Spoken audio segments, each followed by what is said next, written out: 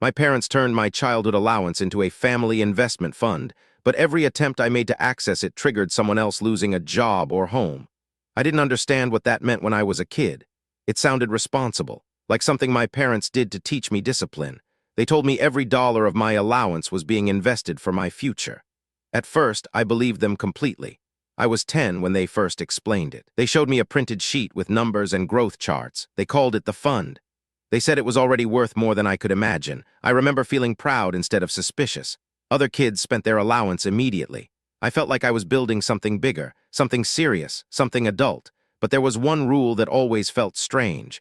I was never allowed to withdraw from it directly. Any request had to go through my parents. They said it was for protection and stability. When I was 12, I asked for a small amount, just to buy a laptop for school. My father went quiet in a way I still remember. My mother looked uncomfortable but didn't object. 2 days later, my uncle lost his job. That was the first coincidence, at least that's what they called it. My parents told me not to overthink it. They said companies restructure all the time. I tried to accept that explanation, but something about the timing felt wrong. I stopped asking for money after that. Years passed. Fund kept growing on paper. They showed me statements every birthday. The numbers always looked bigger, but I never touched a cent. When I turned 16, I asked again, this time for driving school fees. My mother hesitated longer than usual. My father finally agreed. He said he would process the request. The next week, my best friend's family got evicted. They left the neighborhood overnight. No explanation, no warning, just gone, and my request was denied. My parents said the fund had liquidity issues. I started noticing patterns after that. Every time I asked for money, something happened. Not always to family, sometimes to coworkers of my parents, sometimes to neighbors, sometimes to people I barely knew, but always someone paid a price. I began to feel afraid of asking for anything at all. Even thinking about it made me uneasy. At 18, I tried one more time. I needed tuition support for college.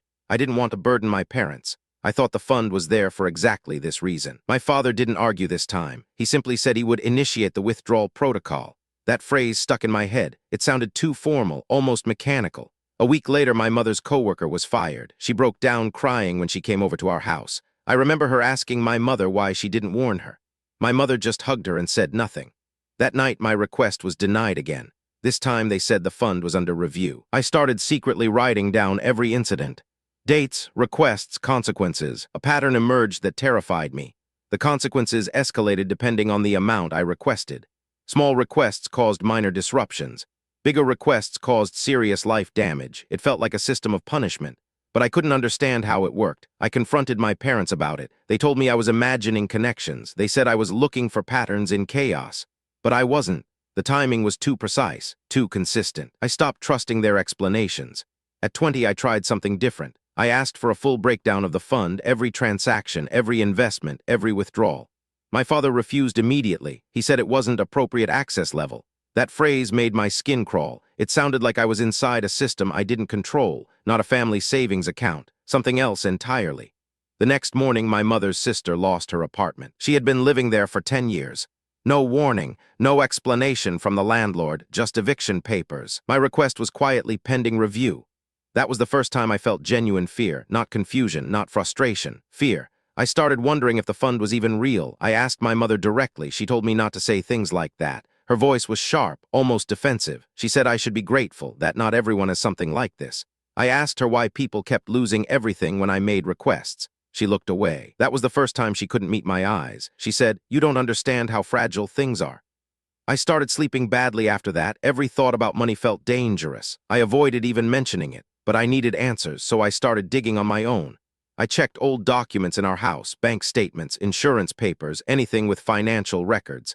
I found nothing about a real investment fund, only vague references, internal family notes, and a recurring name, stability account. It didn't appear in any bank I could identify. I asked my father again. He told me to stop snooping. He sounded tired, but also threatened. That was new. At 22, I made my biggest request yet. I wanted to use the fund for a full college transfer abroad. My parents went silent for a full minute. Then my father said something I will never forget. He said, "If you push this, someone will lose their home." I laughed nervously. I thought he was exaggerating, but he wasn't. A week later, my high school counselor was forced into early retirement. She had helped me apply for scholarships. She called me crying. She said she didn't know what she did wrong. I felt sick. My request was denied again. This time, they told me I was not ready for distribution access. I started to believe I was trapped inside something structured, something deliberate, something that responded to me like a trigger. I began testing it carefully. I asked small, harmless questions. Small requests, even fake ones, every single one still caused consequences. My parents insisted it was coincidence, but they stopped looking surprised by it. That was what disturbed me most. It was like they understood the system better than I did. At 24, I decided to go deeper. I secretly recorded conversations. I installed a small voice recorder in the living room. I needed proof. One night I caught something. My father on the phone. He said, "He's getting close again." Then a pause, then prepare the contingency list. I froze when I heard that. My mother walked in and saw me holding the recorder. She didn't scream. She didn't panic. She just looked disappointed. She said I was making things worse for everyone. That phrase haunted me, for everyone, not just me. I finally asked the question directly. "What is the fund really?" My father answered without hesitation. He said, "It's protection." That wasn't an explanation. It was a warning. The next day, my cousin lost his job. He blamed himself. He thought he made a mistake at work. But I knew the timing. It was always tied to me. I stopped asking questions for months. I tried to live normally, but I couldn't unsee the pattern. Every time I even thought about accessing the fund, something somewhere collapsed. At 25, I decided I was done being controlled. I submitted a formal withdrawal request through my parents. Full access, everything, no compromise. My mother cried when she read it. My father didn't react emotionally. He just nodded. He said, "Then it begins." The following week was chaos. A landlord raised rent unexpectedly. My friend lost his business lease. My aunt had a medical emergency that drained her savings. All unrelated, I told myself, but I didn't believe it anymore. I went back to my parents. I demanded answers again. This time, my father finally broke. He told me the fund wasn't just money, it was leverage. My stomach dropped. He explained slowly, carefully, like he had rehearsed it. He said the fund was tied to obligations, community obligations, family obligations, workplace dependencies, everything connected through favors and debts. He said when I request money, systems rebalance. Someone pays the cost. I asked him if that meant he was harming people. He said, "We are preventing collapse." My mother added that without the system, our family would have been ruined years ago. I asked who created it. They didn't answer. That silence was worse than anything else. I started investigating outside the family. I contacted my father's old co-workers. I reached out to distant relatives. I asked about the fund. Most of them denied knowing anything, but a few went quiet when I mentioned it. One of them finally told me something strange. He said my father once worked in corporate restructuring. He said the fund model was a known internal strategy, not illegal, but deeply unethical. He said it involved controlled destabilization. I didn't fully understand it at first. Then it clicked. The consequences weren't random. They were targeted. People weren't being punished by chance. They were being chosen. I confronted my parents with that. My father didn't deny it. He just said, "We never used it unless necessary." That word again, necessary. I asked what happens if I keep requesting. He said, "We lose control." That terrified me more than anything, because it meant they were controlling the outcomes, not the system. At 26, I made one final request. I asked for complete dissolution of the fund. I said I wanted nothing, no money, no access, no leverage. Just freedom. The room went silent. My mother started shaking. My father stood up slowly. He said I didn't understand what I was asking. He said dissolving it would trigger full exposure. I asked exposure of what? He didn't answer. The next day, everything escalated beyond anything before. My uncle was arrested for financial irregularities. My cousin lost his house. My mother's close friend suffered a sudden bankruptcy. It felt like the entire world was collapsing around my request. I panicked. I withdrew my request immediately, but my father told me it was already in motion. He said once triggered, it couldn't be stopped. That was when I realized something horrifying. The system wasn't reacting to my requests alone. It was reacting to their responses. They were the ones executing it, not some abstract fund. My parents were the mechanism. I started secretly recording everything again. I watched how they coordinated phone calls, how they made decisions after each of my requests. They were actively assigning consequences, selecting targets, distributing damage. I felt physically sick realizing it. The fund wasn't money. It was a control network disguised as inheritance, a way to keep me dependent and to protect their own status.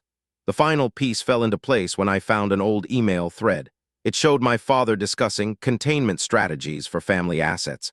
My name appeared under high-risk beneficiary, meaning my financial independence was a threat.